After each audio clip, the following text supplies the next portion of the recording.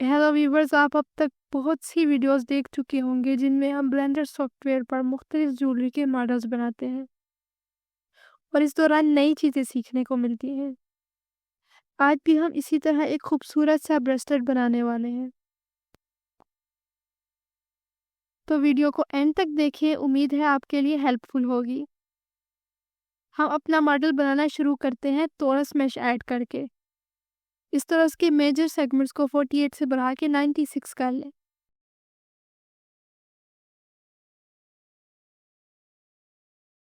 और minor segment 12 से बढ़ाकर 24 कर लें।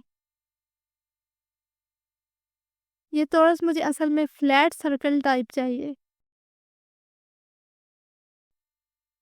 तो इसको अपनी डिज़ायर्ड शेप देने के लिए मैं इस तरह से आर्ट से पूरे एज को सिलेक्ट करके कुछ एजेस को स्केल से छोटा कर लेती हूँ।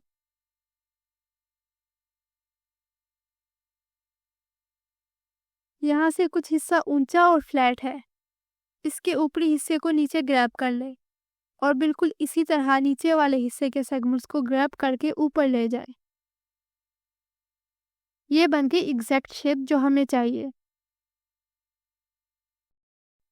हमारा ब्रेसलेट मुख्तलिफ पार्ट्स को जोड़ के बनेगा, तो हम पहले पार्ट को डिज़ाइन करना शुरू कर देते हैं।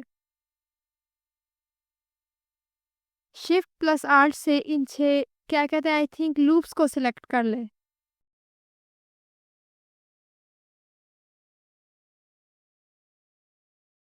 और प्रोपोर्शनल एडिटिंग में शार्प को इनेबल करके इन लूप्स को स्केल कर लें। यस, इसी तरह थोड़ा सा और स्केल और डन हो गया।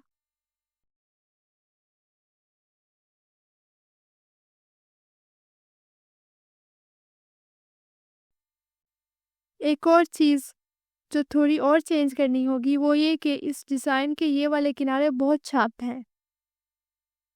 हमें डिज़ाइन के लिए थोड़े से स्मूथ चाहिए, तो इनको वन बाय वन सिलेक्ट करके थोड़ा सा ग्रैब करते जाएं। इससे ये पत्तियाँ स्मूथ शेप की हो जाएंगी, थोड़ी राउंड सी।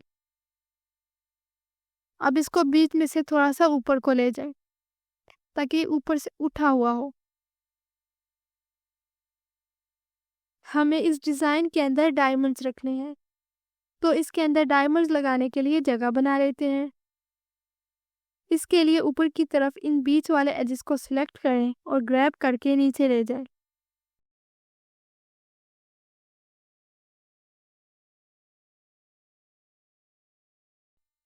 जगह बन गई जहाँ हम डायमंड्स को लगाएंगे। अब डायमंड ऐड कर लेते हैं। इसके लिए मैश में जाकर डायमंड सेक्शन में ब्रिलियंट डायमंड को सिलेक्ट कर लें और इसे स्केल करके छोटा सा कर लें, बिल्कुल इस साइज में जो इस पार्ट के बीच इस खाली जगह में फिट बैठ जाए। अब डायमंड के साथ ही इसे होल्ड करने वाले प्रोंग्स बना लें। इसके लिए क्यूब ऐड करके इसे स्केल करें।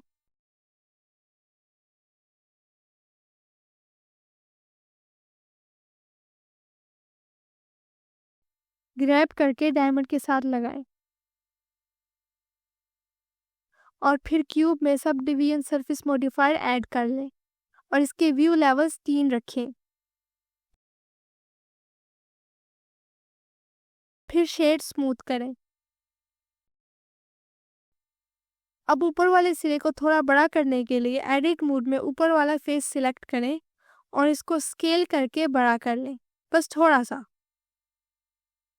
ये परफेक्ट हो गया। अब इसी प्रोंग को शिफ्ट डी से डुप्लीकेट करें और दूसरी तरफ भी थोड़ा सा साथ करके लगा दें। अब इन तीनों ऑब्जेक्ट को कंट्रोल जे से ज्वाइन कर लें।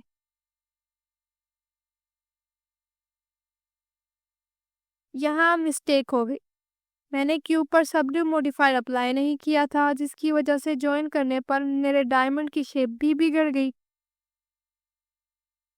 कंट्रोल प्लस जी से अंडू करके पहले इन क्यूब्स पर मॉडिफायर को अप्लाई करें, फिर इसके बाद ज्वाइन करें।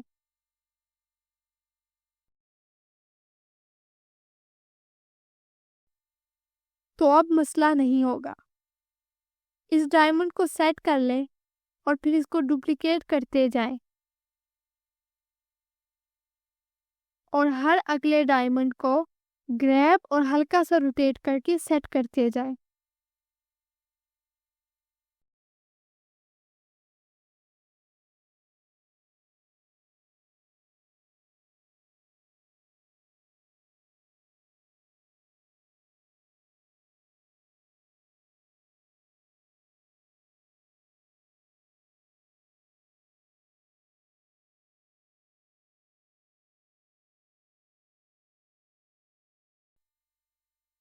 आधे पार्ट में डायमंड सेट करके इन सबको शिफ्ट बटन से सिलेक्ट करके Ctrl+J से ज्वाइन कर लें। ये एक मैश बन जाएगा। तो इस मैश में मिरर मॉडिफायर ऐड कर लें। मिरर मॉडिफायर के ऑब्जेक्ट में इस टोरस को सिलेक्ट करें। बाकी के हाफ पार्ट में डायमंड सेट हो गए। यहाँ पर ये एक जगह पर एक डायमंड लगना चाहिए, ये खाली रह गई है, तो एक और मैश ऐड कर लेते हैं, लेकिन पहले हम ये मिरर मॉडिफायर अप्लाई कर लेते हैं। जी, तो अब मैश में जाकर मज़ीद एक ब्रिलियंट डायमंड ऐड करेंगे और इस डायमंड को स्केल करके छोटा कर लें। ये डायमंड इस खाली रह जाने वाली जगह पर लगेगा, तो इसे वहाँ सेट कर लें। ये वाला पीस तो जी मुकम्मल हो गया। तो इसको अभी के लिए एस बटन से हाइड कर लेते हैं और हम नया पीस बनाना शुरू कर देते हैं। इसके लिए भी सबसे पहले मेश में जाकर टोरस ऑब्जेक्ट वाले पैनल में टोरॉइड सुपर को सिलेक्ट कर लें। अब इसके ऐड ऑब्जेक्ट पैनल में मैनिपुलेटर रिंग को इंक्रीज कर लें ताकि ये गोल से दायरे की शेप से स्क्वायर शेप में तब्दील हो जाए। अब इसके एजेस को स्केल कर लें, सब वर्टिसेस को बारी बारी सिलेक्ट करके, ताकि ये भी राउंडेड ना रहे कि मुझे फ्लैट सा स्क्वायर चाहिए। तो इसके वर्टिसेस को शेप करके फ्लैट कर लेते हैं। अब इस मैश को शेड स्मूथ बाय एंगल्स कर लें। ये बहुत ऊंचा है तो इसे जी एक्सिस से स्केल कर लें। ये वाला पीस भी बीच में थोड़ा सा ऊपर को उठाना है, इसके लिए अंदर की तरफ वाले सब वर्टिसेस को सेलेक्ट करें। इसके बाद प्रोपोर्शनल एडिटिंग में शार्प एडिटिंग को इनेबल करें। अब G+G से जी एक्सिस पर ग्रैब कर लें। अब ये बीच में से ऊपर को उठ गया है। प्रोपोर्शनल एडिटिंग को डिसेबल करके इन वर्टिसेस को थोड़ा बाहर की तरफ स्केल भी कर लेते हैं। अब इसमें एक लूप कट ऐड कर लेते हैं और इसे बाहर वाले किनारे के करीब ले जाते हैं। अंदर वाले किनारे की तरफ भी इस लूप कट को सिलेक्ट करके बाहर की तरफ बिल्कुल थोड़ा सा स्केल कर लें। अब इन दोनों लूप्स को इकट्ठा सिलेक्ट करके आई से फेस इंसर्ट कर लें और अब इस फेस को ग्रैब करके नीचे ले जाए। अब इस पीस में भी डायमंड्स लगाने के लिए खाली जगह बन गई है, तो अब बिल्कुल पिछले तरीके से यहाँ डायमंड्स लगाएंगे। मैश में जाकर डायमंड्स में से ब्रिलियंट डायमंड को सिलेक्ट करके ऐड कर लें। अब इस डायमंड को स्केल कर लें ताकि इस पीस के डिज़ाइन में बिल्कुल फिट बैठे। अब इसको ग्रैब करके डिज़ाइन के अंदर ले आए। अभी भी थोड़ा बड़ा लग रहा है, इसको मज़ीद रिसाइज कर लें। चूंकि डिज़ाइन थोड़ा तिरछा है तो इस डायमंड को भी रोटेट करके डिज़ाइन के साथ सेट कर लें। डायमंड सेट हो गया है, तो अब इसके साथ भी 2 प्रोंग्स लगा लें। प्रोंग्स बनाने के लिए आपको स्फीयर मैश ऐड करना होगा। पिछली दफ़ा क्यूब ऐड किया था मगर स्फीयर मैश से ज़्यादा बेहतर बन रहा है। अब इसे शेप स्मूथ करके स्केल कर लें और इसको परफेक्ट शेप देकर डायमंड के साथ लगा लेंगे। इस प्रोंग को शेप देने के लिए इसमें सबडिव मॉडिफायर भी ऐड कर लें। मॉडिफायर को अप्लाई करें, एक प्रोंग बन गया जो इस डायमंड को होल्ड करेगा और हमारी ज्वेलरी रियलिस्टिक लगेगी। अब इसी को डुप्लीकेट करके दूसरी तरफ भी लगा लें।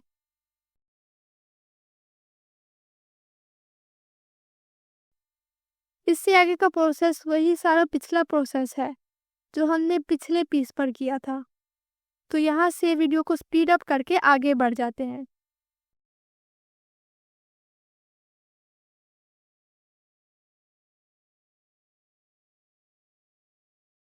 एक और चीज़ मेंशन कर ले, अब की बार मैंने मिरर मॉडिफायर अप्लाई नहीं किया, बल्कि इसी मैश को डुप्लीकेट करके उसके बाद सही से रोटेट करके दूसरी तरफ लगा लिया है। चूंकि हमारे इस फ्रेम के किनारे थोड़े नीचे की तरफ है, तो ये डायमंड और प्रॉन्स यहाँ से ऊंचे आ रहे हैं।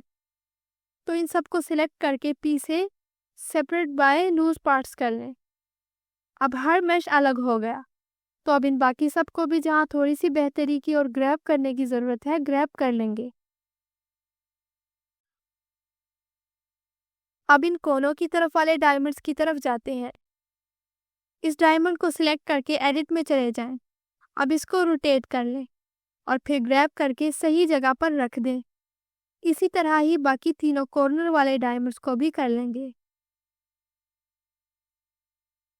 हमारा डिज़ाइन तो बीच में से ऊपर को उठा है, डायमंड भी इसीलिए तिरछे करके लगाए हैं, मगर प्रॉन्स का लेवल बराबर है। बाहर वाले किनारे के प्रॉन्स को भी डिज़ाइन की तरह थोड़ा नीचे होना चाहिए। इनको इक्वल लेवल पर नहीं होना चाहिए, तभी डिज़ाइन परफेक्ट लगेगा।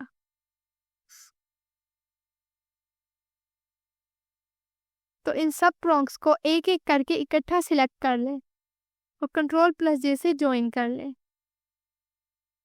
और इनको थोड़ा सा जी एक्सिस पर ग्रैब कर लें।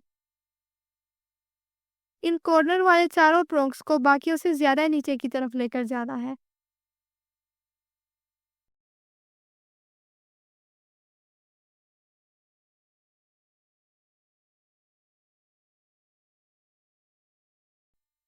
अब नेक्स्ट पार्ट बनाना है। इसके लिए मैश में टॉरस ऑब्जेक्ट में से सुपर टोरॉइड मैश को ऐड कर लें। ऐड सुपर टोरॉइड वाले पैनल में यू सेगमेंट्स को 21 से बढ़ाकर 36 कर लें। ये भी एक टॉरस ही है जो कि किनारों से राउंडेड होता है। मुझे शार्प और फ्लैट किनारे बनाने हैं, तो आर्ट बटन से इस लाइन में कनेक्टेड वर्टिसेस को सिलेक्ट करके बाहर की तरफ स्केल कर लें और ग्रैब करके नीचे की तरफ भी ले जाएं, ताकि ऊपर वाला सरफेस फ्लैट हो। इसी तरह से नीचे वालों को भी बाकियों के साथ बराबर करें, ताकि फ्लैट सरफेस हो जाए। और साइड वाली लाइन जो कि बाहर को निकली हुई है, इसे अंदर की तरफ स्केल कर लें।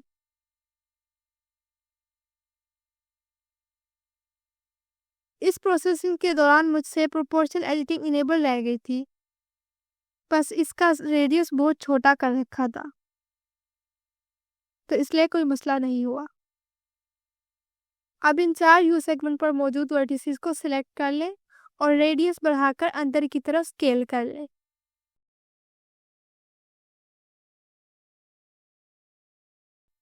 इसको भी पहले वाले दोनों पार्ट्स की तरह दरमियान में से थोड़ा ऊंचा करना है। तो इस बीच वाले पूरे एज के फेस को सिलेक्ट करके इस तरह से और जी एक्सिस पर ऊपर की तरफ ग्रैब कर लें।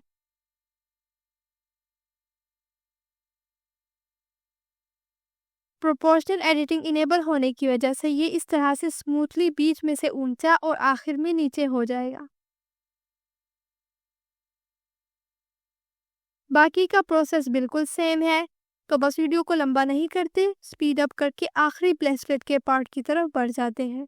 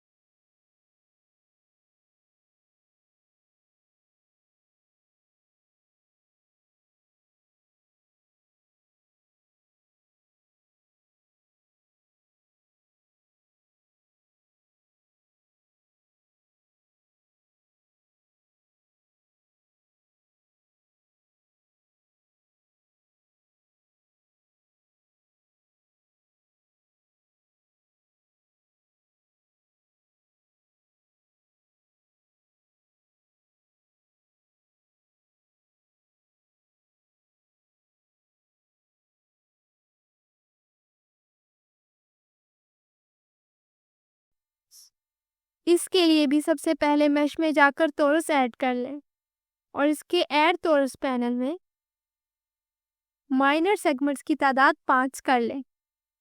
अब एडिट मोड में जाकर इन वर्टिसेस की लाइन को जो बाहर को निकली हुई है इसको सिलेक्ट करके स्केल कर लें। इस पूरे को सिलेक्ट करने के लिए आल्ट का बटन यूज होता है। अब फिर इस बीच वाली मुकम्मल जगह को सिलेक्ट करें, फिर प्रोपोर्शनल एडिटिंग को इनेबल करें और अब इसे G+G से ऊपर को ले जाएं। इस गोल रिंग को पत्ते की शक्ल देनी है, तो इसके लिए पहले इस पूरे सेगमेंट को सिलेक्ट करते हैं। ये चूंकि एक्स एक्सिस पर मौजूद है तो इसे एक्स एक्सिस पर आगे की तरफ ग्रैब कर लेते हैं। अब इसके बिल्कुल सामने मौजूद सेगमेंट को सिलेक्ट करके मुखालिफ सिम्त में एक्स एक्सिस पर आगे को ग्रैब कर लें।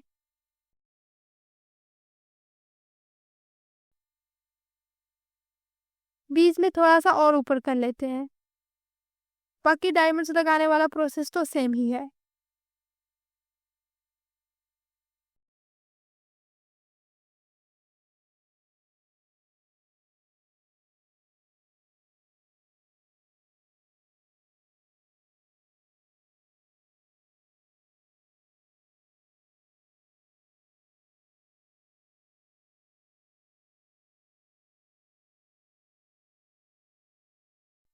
ये हमारे ब्रेसलेट का मॉडलिंग पार्ट था जिसमें से 4 मुख्तलिफ शेप्स के पीसेस बनाए गए।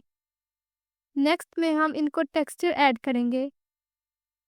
ये सारे पीसेस अभी साइज में भी दुरुस्त नहीं है, इसलिए आखिर में हम इनको स्केल करेंगे और आपको सिखाएंगे कि किस तरह किसी ज्वेलरी को रियल वर्ल्ड स्केल के मुताबिक रिसाइज करते हैं, ताकि आपके बनाए गए मॉडल्स 3D प्रिंट या दूसरे 3D प्रोजेक्ट्स के लिए आसानी से यूज़ हो सके।